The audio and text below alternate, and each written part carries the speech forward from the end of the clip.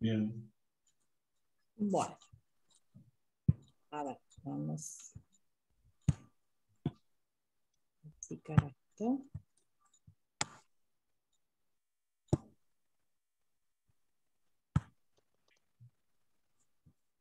Bueno, la idea entonces de la charla de hoy es hablar de genética y cáncer, fundamentalmente del asesoramiento genético en cáncer de mama y ovario. Yo soy Victoria Cólica, soy médica de planta del Servicio de Oncología del Hospital Durán. Ya me conocen, soy especialista en genética, inmunología clínica y magíster en biología molecular. Y trabajo en el cáncer hereditario ya hace más de 12 años y formo parte de la red del Instituto Nacional del Cáncer. La idea de la charla entonces es repasar algunos conceptos de genética y cáncer, revisar los criterios de sospecha de cáncer hereditario para saber cuándo debemos derivar al genetista, contarles cómo es la estructura de la consulta de valoración de riesgo y asesoramiento genético, cuáles son los estudios moleculares que hacemos en cáncer de mama y ovario, y redondear el tema con la importancia del asesoramiento genético oncológico, cuál es la utilidad y cuándo debemos hacerlo. Entonces, para hablar de genética y cáncer, tenemos que repasar algunos conceptos que tienen que ver con la genómica en general, con el conocimiento del genoma, de los genes que conforman una célula, para lo cual hubo todo un proyecto internacional que desarrolló el análisis de todo lo que tiene que ver con el cáncer en particular, analizando el genoma de las células tumorales. Y de esa manera empezamos a conocer más detalles de la biología molecular del cáncer, cuáles son los genes que están afectando o que están participando de la generación de esta célula tumoral. Sabemos que la enfermedad está originada por defectos, por alteraciones en genes particulares, que son los que habitualmente están comandando la división celular, la proliferación de la célula, la muerte celular programada, los controles de que la célula haga las cosas de manera correcta, sobre todo si existen algunos errores en su ADN que los pueda corregir. Y si esos genes empiezan a fallar, tenemos mayor probabilidad de que esa célula empiece a tomar el fenotipo tumoral. En ese estudio de esos genes, también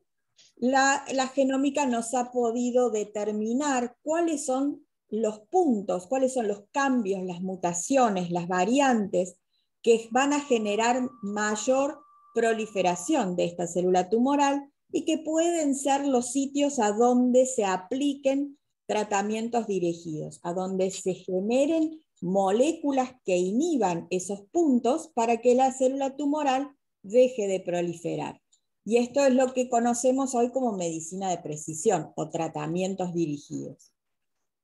Pero la medicina de precisión no es solamente, no está apuntando solamente al tratamiento, sino a la predicción y prevención de las enfermedades. O sea, llegar un paso antes, tratar de modificar aquellos factores predisponentes para poder realmente evitar, si se puede, o diagnosticar de manera más temprana cualquier enfermedad.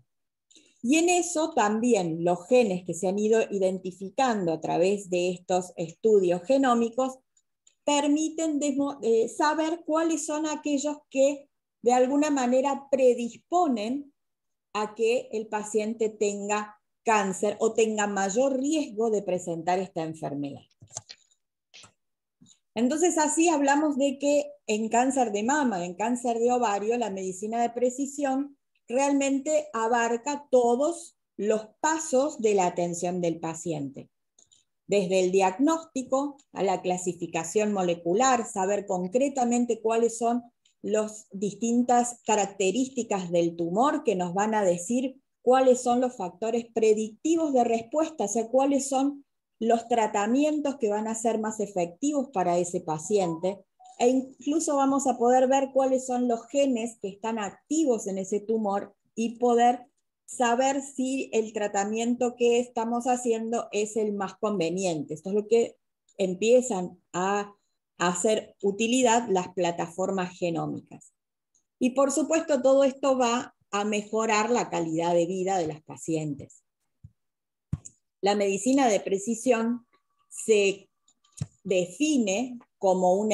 nuevo enfoque en las estrategias sanitarias que impactan en la prevención, en el pronóstico, en el diagnóstico, en el tratamiento y en el seguimiento de las enfermedades a partir de las características individuales de los pacientes. Se basa en la estratificación de los pacientes en subgrupos en los cuales integramos estos datos que nos va dando toda la genética, que hablamos no de genética, que es específica de un gen o de una enfermedad, sino de genómica, de todos los datos relacionados al genoma del paciente, junto con las características propias, los datos clínicos propios de del paciente y del entorno en el que vive. Y en esta medicina de precisión, en la evolución y en el conocimiento de la parte genética que realmente está impactando en esta nueva estrategia de medicina de precisión, hay 3 puntos o 3 hitos importantes. Uno es la definición de aquellos genes que realmente producen predisposición genética. Ya en la década del 70 se empezó a demostrar que hay familias en las que hay mayor riesgo de cáncer de mama y de ovario, porque en esas familias se iba repitiendo generación tras generación alguna de estas enfermedades. Por lo cual, Mary Claire King, una investigadora de Estados Unidos, que en la Argentina la conocemos porque también trabajó muchísimo en todo lo que es los estudios de ADN para la identificación de los hijos, los nietos de desaparecidos. Mary Claire King empezó a investigar cuál es la causa genética de que estas familias tuvieran esta aparición de enfermedad en generaciones sucesivas. Y haciendo lo que se llamaba en ese momento estudios de ligamientos, a ir viendo realmente qué cambios en los genes, qué cambios en el ADN se relacionaban con la presencia o no de la enfermedad, fueron ubicando que en el cromosoma 17 y en el cromosoma 13 había algo que realmente se relacionaba con la presencia de esta enfermedad o con el riesgo a padecerla. Y así se identificaron recién en los años 90 y se pudieron secuenciar, conocer en detalle estos genes, el gen BRCA1 y el gen BRCA2. Paralelamente al conocimiento de los genes, aparece un grupo de genetistas liderados por el doctor Clark que van viendo que toda esta información genética es importante que pueda llegar de manera clara a las personas, a los pacientes, a quienes realmente esto puede modificarles de alguna manera su calidad de vida, sus tratamientos, su seguimiento o el diagnóstico de las enfermedades. Por lo cual empiezan a bosquejar lo que hoy conocemos como asesoramiento genético. Y nos dan 3 pautas importantes, que quien se dedique a hacer este asesoramiento debe conocer la genética humana de manera completa, de manera precisa, debe tener un gran humanismo médico para respetar las sensibilidades y las actitudes de los pacientes y poder transmitir esta información de manera realmente precisa en toda su extensión, con su aplicación y permitiendo que a partir de esto se puedan tomar decisiones informadas. Y esto es el asesoramiento genético como lo conocemos hoy. El asesoramiento genético en cáncer hereditario es una parte importante tanto de la atención oncológica como de la atención ginecológica o mastológica en este caso cuando hablamos de mama y ovario. Es un proceso y no un acto médico aislado. Es un proceso en el cual vamos a ver, hay varios pasos de conocimiento de la historia familiar y de evaluación de cuáles son los riesgos que puede presentar esta familia o estas personas, y nos va a permitir buscar formas de diagnóstico precoz, de establecer estrategias de seguimiento, de vigilancia, de prevención específicas para cada paciente. Decía, es un proceso que empieza con el conocimiento de todos los estudios que puede haberse hecho este paciente, el diagnóstico que este paciente tiene, analizar realmente cuáles son los factores que tiene de riesgo para esta enfermedad y cuáles son los factores que tiene relacionados a su familia. Entonces ahí empezamos a ver si esta enfermedad se ha repetido en la familia y cuál es el riesgo que hay de que se repita o que aparezca por primera vez una enfermedad que consideramos hereditaria. En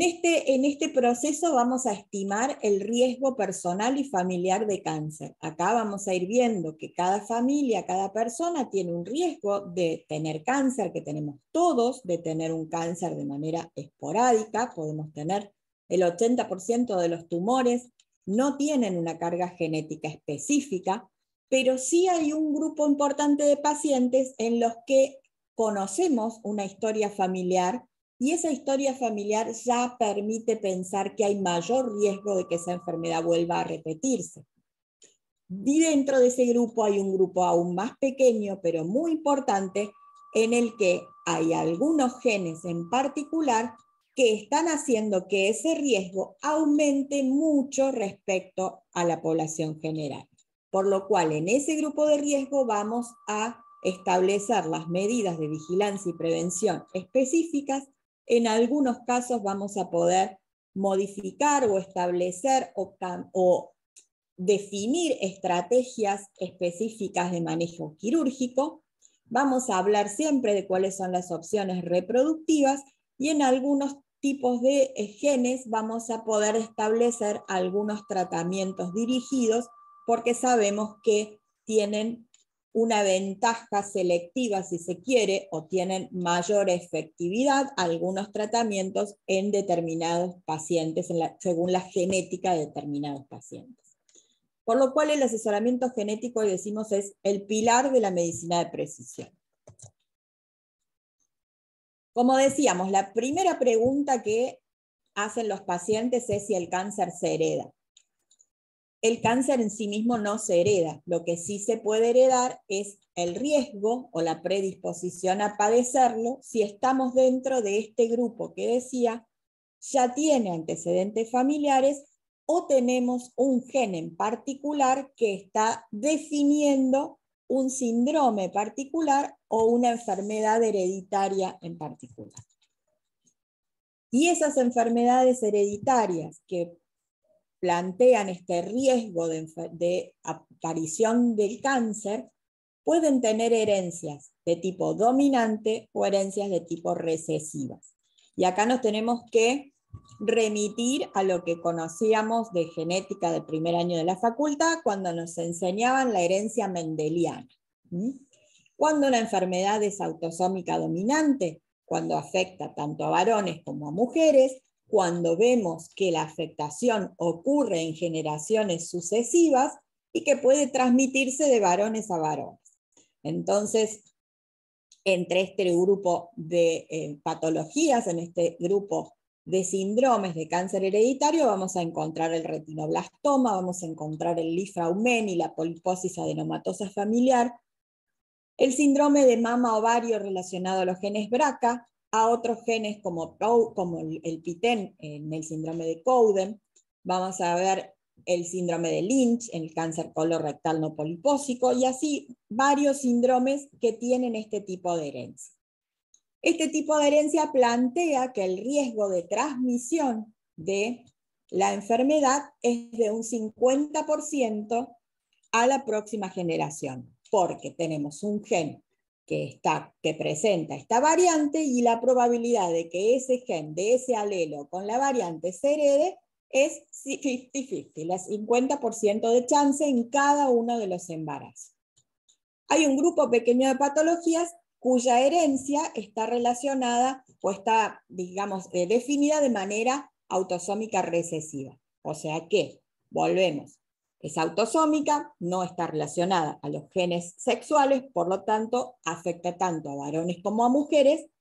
pero la característica es que en esto no vamos a ver un patrón de herencia tan claro, donde veamos generaciones sucesivas afectadas, sino que podemos encontrar o casos más aislados o a veces una sola generación afectada. La característica que tienen, sobre todo en lo que es cáncer hereditario, este tipo de patologías, es que quienes son portadores de un solo alelo pueden manifestar la enfermedad tumoral. Para que se exprese la enfermedad completa, el síndrome completo, como puede ser la ataxia telangiectasia, por el gen ATM, donde hay manifestaciones neurológicas asociadas a otras manifestaciones generales, vamos a necesitar que ambos alelos, ambos genes, el heredado por la rama materna como el heredado por la rama paterna, tengan alguna variante genética, y la aparición de las dos mutaciones juntas va a hacer que ese paciente presente este síndrome clínico. Entonces, el riesgo de que este síndrome clínico aparezca es del 25%. Pero volvemos a lo mismo que habíamos dicho antes, la chance de que este único alelo mutado se herede sigue siendo del 50%. Entonces, los hijos serán portadores para un síndrome clínico particular, pero tienen riesgo de cáncer hereditario. ¿Se entiende? Esto es un poco más complejo, pero espero que se vaya entendiendo. ¿Por qué digo que tener un alelo con una variante genética que se hereda genera riesgo de cáncer hereditario? Porque en este conocimiento de los genes, que les decía al principio, el tercer hito, quizás el que más nos explica desde el punto de vista molecular, es el descubrimiento del doctor Hudson de lo que llamamos la teoría del doble impacto o el modelo de los dos hits. ¿Qué significa esto? Que cuando un paciente ha heredado una mutación en uno de los genes, en genes que tienen la característica de trabajar dentro de la genética de la célula como supresores de tumores, son genes que trabajan en realidad inhibiendo la proliferación celular, produciendo controles en los puntos de checkpoint o trabajando fundamentalmente en la reparación de los daños que pueden ocurrir dentro del núcleo celular. Ese tipo de genes que en general, globalmente llamamos supresores de tumores, si heredamos una variante en un alelo de esos genes, ¿sí?,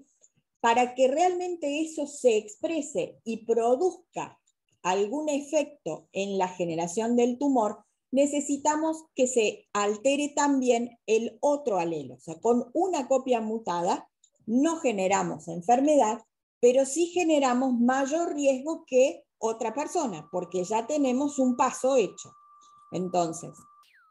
ese primer hit heredado, ¿sí?, nos predispone a que tengamos una enfermedad tumoral.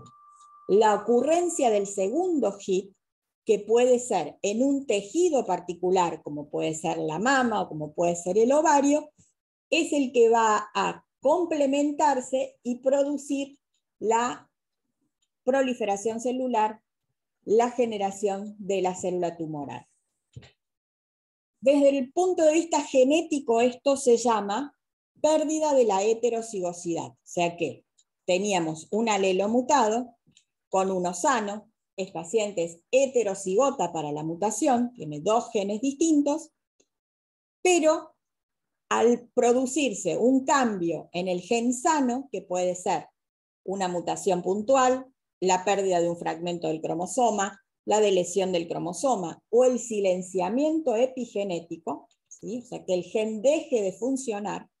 se denomina pérdida de la heterocigosidad, y en ese estado, cuando realmente los dos alelos dejaron de funcionar, ese gen no está activo y eso ayuda a que se produzcan los tumores. Ese primer hit, si lo queremos buscar, si queremos estudiar si el paciente tiene esa primera mutación, si la heredó de alguna de parte de su familia, la podemos encontrar en cualquier tejido porque la tiene desde que fue concebido. Entonces, desde la sangre, la saliva, cualquier tejido la vamos a encontrar, incluso en el tumor. El segundo hit solo lo vamos a encontrar si lo buscamos en el tumor, porque no lo heredó, no lo tiene en tejido sano, ¿sí? Solo lo tiene en el tejido tumoral. Y como decía, que esto puede deberse no solo a mutaciones específicas, sino simplemente a silenciamiento de ese segundo hit, de ese segundo alelo, encontrarlo en la muestra tumoral a veces no es tan fácil. ¿Cómo podemos suponer, pensar que un paciente tiene una predisposición hereditaria al cáncer? ¿Cuándo tenemos que encontrar o qué cosas nos tienen que llamar la atención? Uno de los puntos importantes a tener en cuenta es cuando ha habido varios casos del mismo tipo de tumor o de tumores que consideramos pueden estar relacionados en familiares de primer grado y a veces también en familiares de segundo grado, o sea, los familiares directos, padres, hijos y hermanos, generaciones sucesivas, y siempre tenemos que revisar un poquito más allá y ver qué pasa con los tíos y con los abuelos. Si vemos que el diagnóstico de la enfermedad es a edades muy tempranas en relación a tumores que son más frecuentes a edades más adultas. Por ejemplo, una paciente de entre 30 a 40 años que tiene un cáncer de mama, cuando sabemos que el cáncer de mama es más frecuente después de la menopausia. Cuando la aparición de los tumores es de manera bilateral, ¿sí? O sea, aparece un cáncer de mama bilateral, aparece cáncer de ovario en los dos ovarios, o aparece más de un tumor en la misma paciente. Y en algunos casos en particular, como cuando tenemos tumores de ovario seroso papilar o cánceres de mama triple negativos, porque además de ver si esto está inmerso en el contexto de un síndrome en particular, en los casos de estos pacientes, el tema de la medicación puede ser analizado o puede ser, integrado la genética de la paciente para definir cuál es el mejor tratamiento. En la estructura de la consulta que hacemos con estos pacientes, vamos a revisar, como decía al principio, esa información, tanto individual como familiar, para realmente definir si estamos frente a una enfermedad hereditaria y de esa manera poder establecer si estamos frente a un grupo de personas que tienen riesgo de portar una mutación en particular. En ese contexto es que después vamos a ver si realmente hace falta hacer un estudio molecular para encontrarle el nombre y el apellido a ese gen y poder a partir de ello establecer cuáles son las medidas de vigilancia y prevención específicas para ese paciente. Entonces, en esa estructura, en este tipo de consulta que digo lleva distintas etapas, puede llevarnos no solo una consulta que a veces tiene entre 40 y 60 minutos, sino que pueden ser varias consultas para poder realmente integrar toda la información que necesitamos. En muchos casos,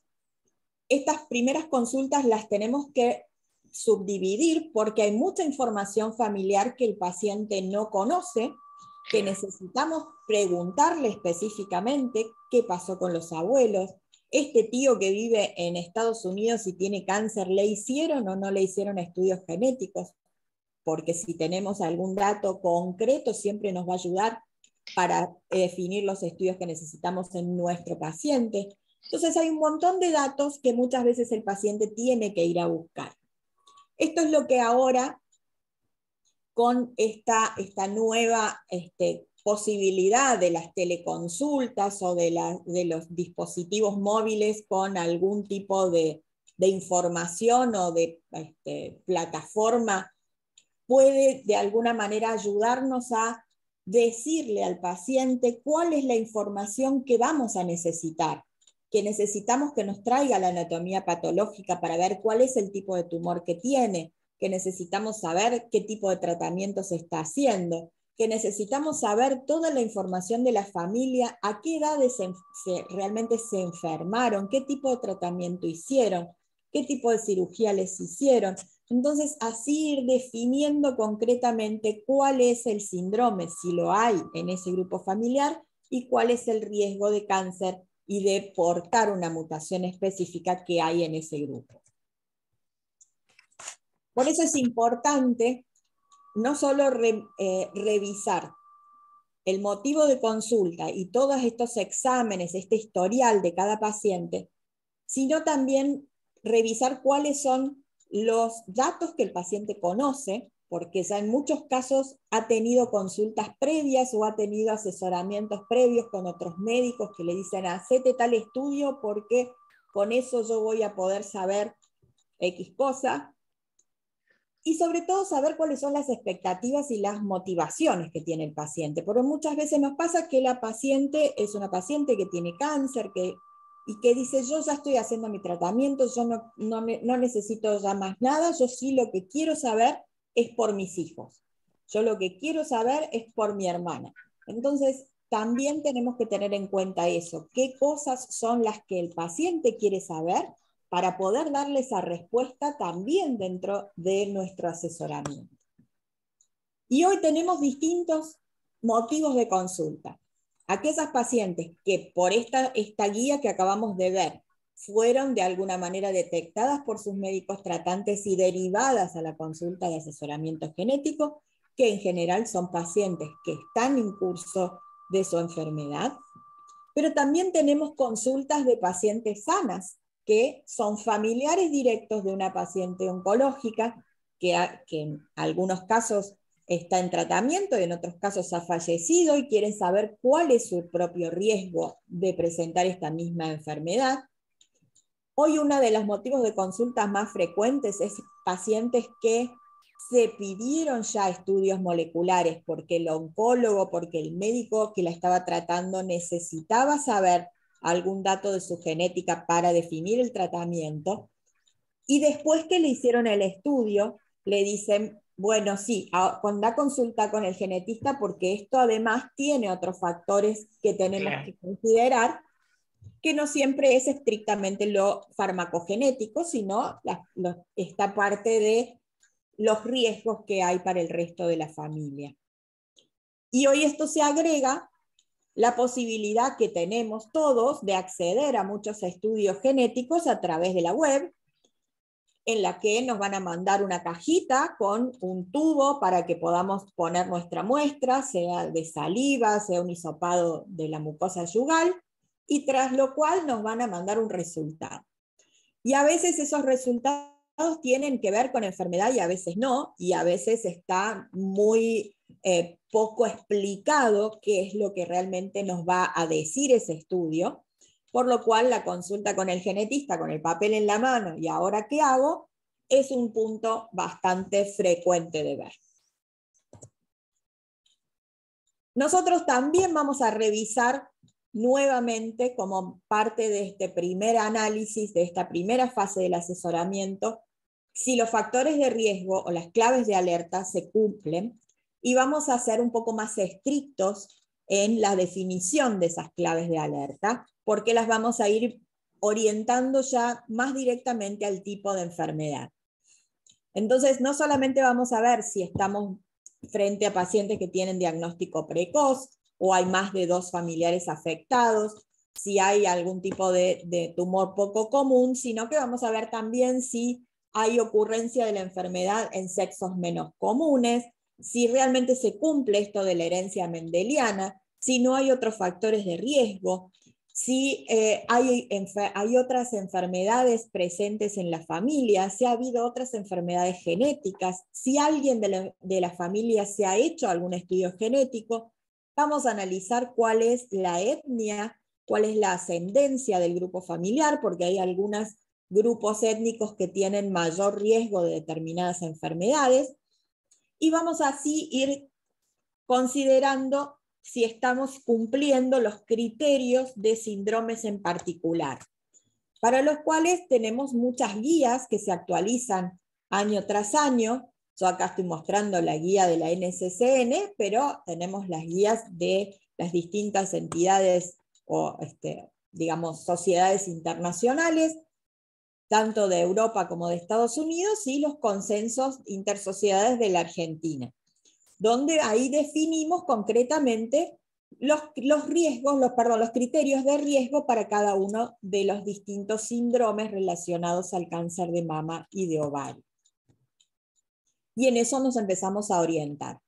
por la clínica de los pacientes, por la frecuencia de aparición de estos genes y por la penetrancia de estos genes, o sea, por cuántos familiares que tienen la mutación o que tienen este gen están afectados. Y vamos ordenándonos según estos grandes grupos, si estamos frente a un grupo de alto riesgo para genes de alta penetrancia, para genes que son fuertes en la generación de cáncer, como pueden ser TP53, del síndrome de Li-Fraumeni, que en el caso de mama y ovario, no solamente que pueden producir estos dos tumores, sino que en muchos casos vamos a encontrar pacientes muy jóvenes afectados por ejemplo, cáncer de mama. O vamos a ver los genes BRCA, que son de los que más conocemos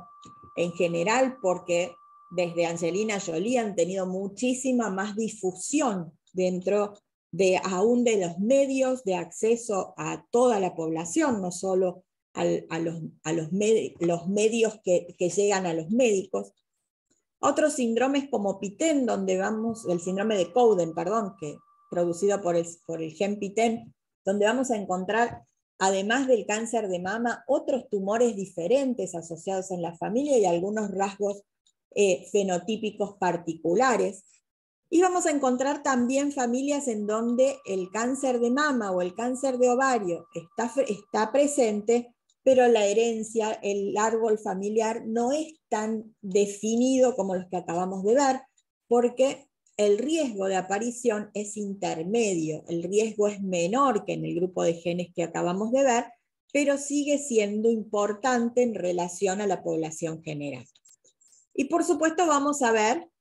aquellas familias en las que encontramos que se han repetido algunos cánceres,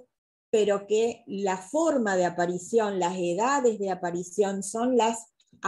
habituales para tumores esporádicos, por lo cual la probabilidad de que tengan un gen específico es mucho más baja, y estamos frente a tumores esporádicos que tienen una agregación familiar. Definiendo esto, definiendo si estamos frente a un síndrome en particular y si tenemos la posibilidad, insisto, de que a través del estudio molecular definir concretamente cuál es el gen y cuál es la mutación, es que además de saber cuál es el riesgo de cáncer, vamos a saber concretamente cuál es el riesgo de aparición, por ejemplo, de un cáncer contralateral en un cáncer de mama o la aparición de otros tumores. Por ejemplo, en lo que es cáncer de mama, si estamos hablando de que la paciente con cáncer de mama porta una variante en los genes BRCA, si el gen es mutado, es el BRCA1, el riesgo de tener un cáncer contralateral va a ser mayor que si tiene una mutación en el gen BRCA2, por lo cual es importante tener esta definición de cuál es el gen afectado. Por otro lado, esto se relaciona con la edad de aparición del primer tumor. Mientras más joven sea la paciente, mayor es el riesgo de que aparezca un tumor contralateral. Esto va a ir, de alguna manera, conduciendo las estrategias de prevención que se planteen con respecto a estas pacientes. Lo mismo con el riesgo de cáncer de ovario.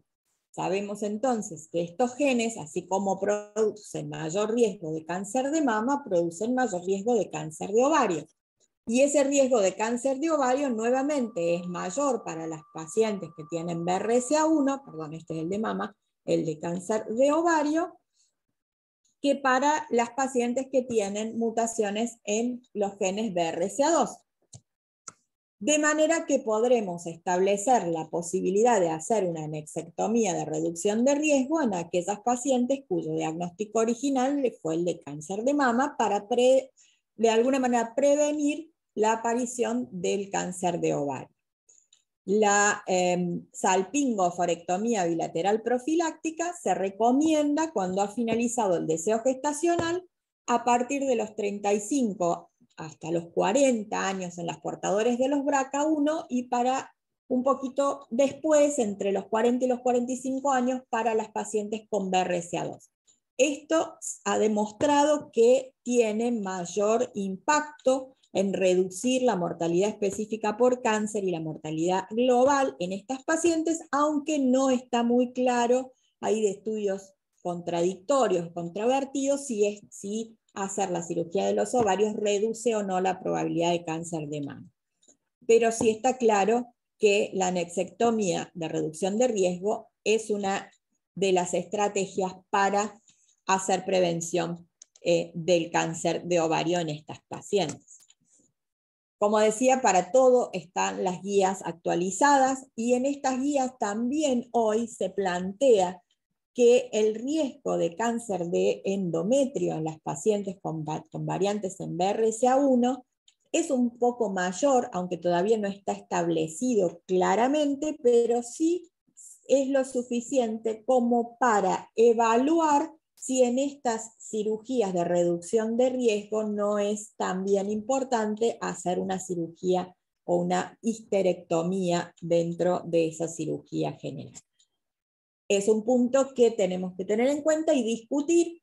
todos los médicos cuando hacemos el asesoramiento y la evaluación de cada una de estas pacientes. El otro punto importante es que estos genes tienen riesgo de otros tumores, como por ejemplo el melanoma, por lo cual la exposición solar debe ser controlada y hacer el seguimiento claramente una vez por año con la dermatoscopía para estas pacientes. Se debe hacer el control para cáncer de próstata, empezando alrededor de los 40 años en los varones, sobre todo cuando las variantes se encuentran en BRCA2, aunque no se descarta el screening para los pacientes con BRCA1, y hoy por hoy el seguimiento, la recomendación de control para cáncer de páncreas está realizada, pero tiene que estar dentro de algún grupo que tenga realmente manejo, ¿sí?, de prevención para el cáncer de páncreas, porque las imágenes no está todo tan estandarizado como con las mamas para hacer este tipo de prevención. Puntos que tenemos que tener muy claros y que tenemos que conversar con las pacientes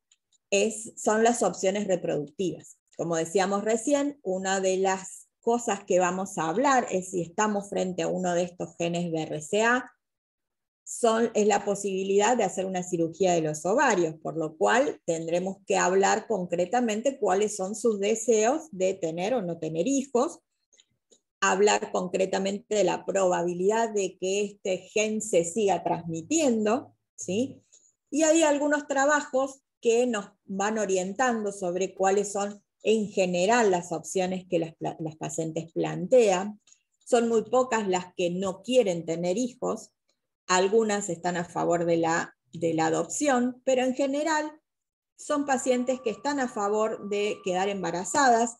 planteando o de alguna manera organizando, si se quiere el término, la edad para tener sus hijos, ¿sí?, para después de eso hacer su cirugía de reducción de riesgo. En Europa están a favor del diagnóstico prenatal porque hay mayor posibilidad o lo mismo que el diagnóstico de preimplantación, del testeo preimplantacional de los BRCA, de los BRCA, algo a lo que tendemos que lograr acá también. Está claro que que la paciente quede embarazada no impacta, ¿sí?, en la sobrevida, no genera ningún efecto adverso, al contrario. Y que respecto a la reserva ovárica, se ha ido hablando, se han demostrado que las pacientes con mutaciones en BRCA1 tendrían una reserva ovárica un poco menor que una paciente no mutada de la misma edad, pero esto no se ha visto ningún impacto en todo lo que es fecundación asistida en estas pacientes, por lo cual no está contraindicado ni está de alguna manera generando ninguna expectativa este tipo de dato, pero es un dato a tener en cuenta. Lo que sí está muy claro es que dependiendo de la edad de las pacientes, ¿sí?, van a ser más o menos vulnerables y van a tener su foco en la consulta. ¿Qué es lo que más les preocupa? Va a ser, mientras las pacientes son más jóvenes, se van a preocupar por qué le va a pasar a ella. Y las pacientes más de edad más avanzada hacen más foco en la familia y en sus hijos. Por lo cual, esto nos está mostrando que todo lo que es el asesoramiento genético tiene que ir de la mano del apoyo psicológico. Esto es un trabajo multidisciplinario que debe estar a cargo de un grupo de profesionales porque realmente las pacientes necesitan apoyo en distintos ámbitos. Como les decía al principio, hay una pata importante respecto a esto, que es determinar estos marcadores como biomarcadores, o sea, como algún parámetro para la definición de una posibilidad más de tratamiento. Hay pacientes con cáncer de ovario en las que se estudian los genes BRCA como marcador predictivo de respuesta a los inhibidores de PARP, y ese test se puede hacer tanto en el tumor como en sangre o en saliva. O sea, que se pueden definir la mutación que se heredó de manera germinal o se pueden definir si ha habido una mutación particularmente en el tumor que está relacionada con la producción del tumor. En ambos casos, la definición de la utilidad de estas drogas va a estar en manos del oncólogo según el estadio de la enfermedad de la paciente y la medicación que haya recibido previamente. Pero existe esta alternativa de tratamiento. Para otros tumores, como el cáncer de mama, el cáncer de páncreas o el cáncer de próstata, todavía no está autorizado el estudio de estos genes en el tumor, pero sí el estudio germinal. Entonces, demostrar que los pacientes tienen una mutación heredada en los genes BRCA es un factor para definir este tipo de medicaciones.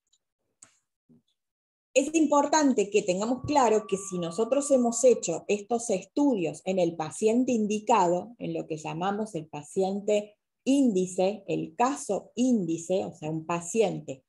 con enfermedad, y si es posible, dentro del grupo familiar, el paciente que mayores manifestaciones de la enfermedad haya tenido, por ejemplo, si estamos frente a cánceres de mama, aquella paciente que tuvo el cáncer de mama siendo la más joven. Si estamos en un grupo, si tenemos como en este caso una familia donde ha habido los dos tipos de tumores, la paciente que tiene los dos tumores es quien más probabilidades de portar la variante tiene, por lo cual ese es mi caso, ese es el caso que debería estudiar. Teniendo estudiado esas pacientes, voy a poder después estudiar con certeza a sus familiares directos. Estudiar a la paciente, tengo las distintas chances. Puedo ir a estudiar solamente aquellos genes que considero que son los genes más probables de estar afectados en ese grupo familiar, o aquellos genes que además me van a dar esta herramienta farmacogenómica particular. O puedo ir a estudiar todos los genes relacionados al cáncer de mama de alto riesgo. Entonces, estudiar a la paciente me va a dar la probabilidad de un estudio positivo cuando encuentro una variante patogénica, un estudio negativo que va a ser en realidad no informativo, porque la paciente tiene características de un síndrome o criterios de una patología heredada, pero no hemos demostrado molecularmente, con el conocimiento a la fecha, de que haya una variante genética palpable. O sea, tenemos que darle tiempo a la ciencia a que pueda encontrar otros métodos para identificar estas variantes, o puedo encontrar lo que llamamos variantes de significado incierto, o sea, encontrar algún cambio en el DNA que todavía no ha tenido evidencia en la bibliografía y en el conocimiento en otros pacientes para definirse si está relacionada a la enfermedad o no. Pero si ya definí que hay una mutación, o sea, que el gen es que el estudio es positivo, encontré una mutación en BRCA1, entonces veo que la paciente en determinada posición debería tener una A y en vez de tener la A en uno de los cromosomas tiene una G. Entonces, encontrar esa variante me va a permitir estudiar a sus hijas y el estudio en sus hijas va a ser por sí o por no. ¿Recibió la misma variante? El estudio es positivo. ¿No recibió la misma variante? El estudio es negativo. No tengo chances del estudio no informativo. ¿Es sí o no? Y las medidas de vigilancia y de prevención van a ser para un paciente de alto riesgo, en el caso del estudio positivo, y las mismas que la población general en el caso de que el estudio sea negativo. Entonces, hacer el estudio molecular me va a permitir determinar cuál es el gen que causa la predisposición. Y para eso voy a ver si lo que me sirve es un estudio germinal, específicamente lo voy a estudiar en sangre o en saliva, o si necesito un estudio en el tumor porque realmente estoy buscando simplemente un factor farmacogenómico para una determinada enfermedad, a lo mejor con la muestra del tejido es suficiente. Si encuentro una variante germinal en el tejido, tendremos que ver cómo fue detectada y las características, porque en la mayoría de los casos, por definición de las guías internacionales, deberíamos hacer el estudio germinal para confirmarlo. ¿Qué tipo de estudio vamos a hacer? Como decía recién, el de genes definidos, ¿sí? Que ahora vamos a mirarlos de nuevo. Si estoy convencida de que con ese estudio voy a resolver y voy a darle la información importante que necesita ese paciente, o voy a definir un determinado tratamiento, un panel de genes que me cubra todas las posibles causas genéticas conocidas a la fecha que puedan relacionarse con el fenotipo que veo, o sea, con los tipos de tumores que veo en la familia, o el estudio de variante familiar, como cuando decíamos recién, ya conozco la patología, ya sé cuál es el gen y la mutación, y estudio a los familiares directos para saber si la tienen o no la tienen. Y por supuesto sabiendo si estoy estudiando el caso índice adecuado, o sea, que estoy estudiando a la paciente, como decíamos recién, o a los familiares directos cuando ya definí la mutación, o estoy frente a un familiar directo de un grupo en el que aparece cáncer, pero no tengo al paciente específicamente, entonces tengo que estudiar una batería de genes como si estuviera a ciegas, ¿sí? Sabiendo que además el resultado solamente va a ser válido para esa persona. O sea, si esa persona no tiene ninguna variante en los genes que estudié, ¿sí? Voy a decir que es negativo para esos genes, pero no voy a resolver qué le pasó al resto de la familia. Ese resultado no le va a servir a otros familiares tampoco. Solamente va a servir si encuentro alguna variante en particular. A ver, veo una pregunta o algo en el chat. Alguien que se tiene que ir y se despide, perdón. Bien, entonces, sigamos. Me trabó. Ahí está. ¿Cuáles son los genes accionables? Esto que decía recién, ¿cuáles son los genes a los que me voy a dirigir? En primera instancia, los genes BRCA1 y BRCA2, por esto que les decía, el impacto no es solamente en lo que es la herencia y el asesoramiento personal y familiar, sino en su posibilidad de acción terapéutica. Puedo definir paneles por fenotipo, o sea, todos aquellos genes que tienen mayor riesgo de cáncer de mama, por ejemplo, o de cáncer de mama y de ovario. Y entonces ahí voy a plantearme paneles que tienen entre 9 y 20 genes. O voy a ir a lo que llamamos un panel de genes de cáncer heredofamiliar, que pueden tener entre 30 y 84 genes, en los que se van a incluir todos los genes que hoy conocemos que tienen algún impacto en el desarrollo de tumores o de riesgo de cáncer hereditario. Y en eso están incluidos todos los tipos de tumores y todos los síndromes conocidos a la fecha, por lo cual es importante siempre el explicar a los pacientes qué es lo que vamos a testear, qué importancia van a tener para ellos esos resultados, con qué resultados vamos a tomar algún tipo de cambio o de conducta clínica particular, porque en muchos casos vamos a tener genes que no eran los que estamos nosotros necesitando analizar, sino que pueden aparecer variantes en genes que no eran los que estaban asociados realmente a la enfermedad que buscábamos. En este tipo de paneles, lo mismo que en los exomas clínicos, o sea, aquellos estudios en los que se ven todos los genes activos en ese paciente, podemos tener mayor riesgo de encontrar variantes de significado incierto. Por lo cual es importante, vuelvo a lo mismo, explicarle todos estos riesgos a los pacientes para que firmen el consentimiento y sepamos después cómo nos vamos a manejar. Entonces, explicamos siempre a los pacientes que las pruebas genéticas tienen sus ventajas, porque vamos a poder definir con seguridad el diagnóstico genético y determinar quiénes son los portadores de esta variante genética y quiénes no, para realmente definir cuáles son las estrategias de prevención en cada uno de ellos. ¿Cuáles son las desventajas? Que podemos estudiar 84 genes y no encontrar nada que explique el fenotipo de la familia, por lo cual estamos frente a un estudio no informativo, o que podemos encontrar variantes en genes que no tenemos todavía demasiada evidencia, por un lado, si realmente se asocian a la enfermedad que estamos buscando, o si hay otros conocimientos en alguna parte del mundo que puedan explicarnos si esa variante está relacionada a la enfermedad o no, o sea, si tiene algún peso en la producción de la enfermedad. Y el otro punto importante es los costos.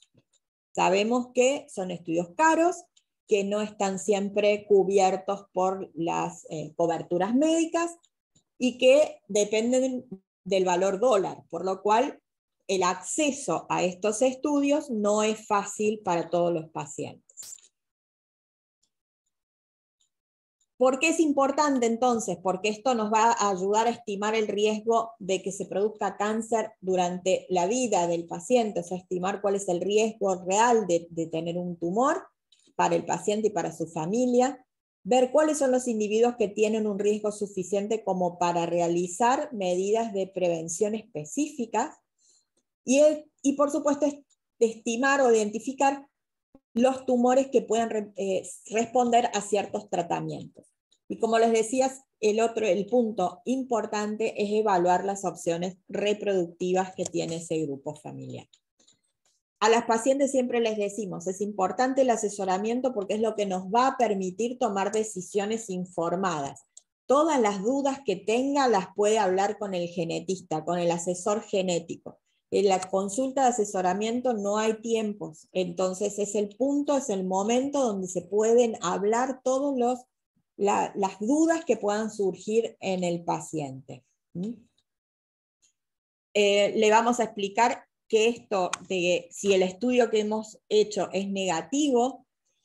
si bien su carga genética no cambia, sí pueden cambiar los métodos con los que estamos estudiando o el conocimiento de otros genes, por lo cual cuando no tenemos una respuesta concreta es importante que mantengamos el contacto frecuente con el paciente para que podamos reevaluar todas las posibilidades que los avances de la tecnología nos vayan brindando para poder darle una respuesta cuando realmente la tengamos. Como les decía recién, el tema del financiamiento es una cruz a la que nos tenemos que enfrentar día a día. Vamos mejor que unos años atrás, pero todavía nos queda mucho camino por recorrer. Otro punto importante es poner en conocimiento que en muchos casos, para poder acceder a los estudios, necesitamos de la ayuda de distintos financiadores de los estudios, ya sean a través de programas de la Farma, ya sean a través de programas de investigación, ya sea a través de alguna fundación, pero eso va a significar que los datos genéticos del paciente pasan a ser conocidos por terceras personas. Entonces, también esto tiene que estar en conocimiento del paciente, si ellos quieren, si ellos están de acuerdo en que esta información esté en manos de terceros. Y si estuviera en manos de terceros, ¿en qué condiciones va a estar? Si va a estar anonimizada, si va a estar su nombre o no. Y el punto que siempre les comento, que siempre me parece muy importante, es que también hay pacientes que no quieren saber que pueden tener una enfermedad hereditaria o que no quieren que su familia lo sepa. Entonces hay algunas cosas que debemos considerar y debemos tomar en cuenta cuando hacemos este asesoramiento. Todos apuntamos a que el asesoramiento genético sea de calidad y para esto necesitamos una atención integral y multidisciplinaria. Lo que les decía recién, no trabajamos solos, estamos integrados a las unidades de mastología o a los servicios de oncología y en lo posible trabajamos también con un psicólogo, con una psico-oncóloga que esté implicada en el seguimiento de estas pacientes. El hacer estas consultas beneficia tanto al paciente como a los familiares y siempre requiere de profesionales que tengan experticia, que sepan manejar esta información, que sepan interpretar los hallazgos moleculares, que sepan interpretar los informes de los laboratorios, que tengan acceso a rever esos resultados y consultar las bases de datos para poder ver que realmente ese resultado tiene impacto o no en el paciente y puedan establecer la aplicación clínica correspondiente. Por eso, no solo yo, sino todo el grupo que trabajamos en la red de cáncer familiar de Link, trabajamos en la formación de profesionales que tengan esta formación y este sentido para que haya profesionales en toda la Argentina que puedan atender a estos pacientes que tienen este tipo de necesidad. Como siempre les digo, el asesoramiento genético nos ayuda a saber, a entender lo que nos pasa y a actuar en consecuencia. Así que estoy acá para que me pregunten, para avanzar en lo que necesiten y empezar a discutir un poquito más el tema. Bueno, en realidad de todo lo que nos contaste, ya las preguntas las descarté porque explicaste todo, así que buenísimo. Muy bien.